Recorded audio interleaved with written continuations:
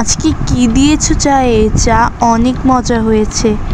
আগের দিনের মতো এত খারাপ হয় না। আজকে চাটা খুব মজাই হয়েছে মা। কি কি দিলে?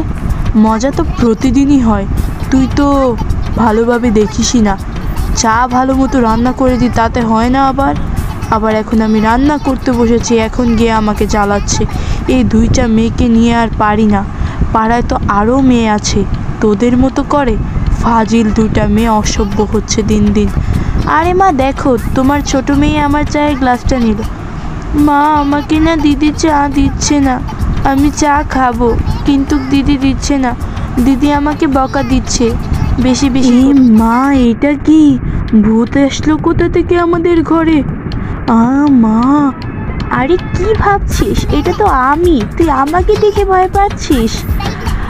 আরে চিঙ্কুর মা, জানো না ওই পাড়ার একটা মেয়ে আছে না, ওর না বিয়ে ঠিক হয়েছে। আমি 20,000 টাকা দিব বিয়ের দাওয়াত খেয়ে। তুমি কত দিবে? আরে ভাবি, আমিও দিব 50,000 টাকা। আমাদের টাকা পয়সা কি কম আছে নাকি? দিতে তো পারবই। আর আমি তো আপনার থেকে সবসময় বেশি দিব। আপনি কি আর আমার মনের কথা জানেন? আরে বৌমারা, কি গল্প গুজব করছো? ওইদিকে মেয়ের জন্য ফুল এনেছে।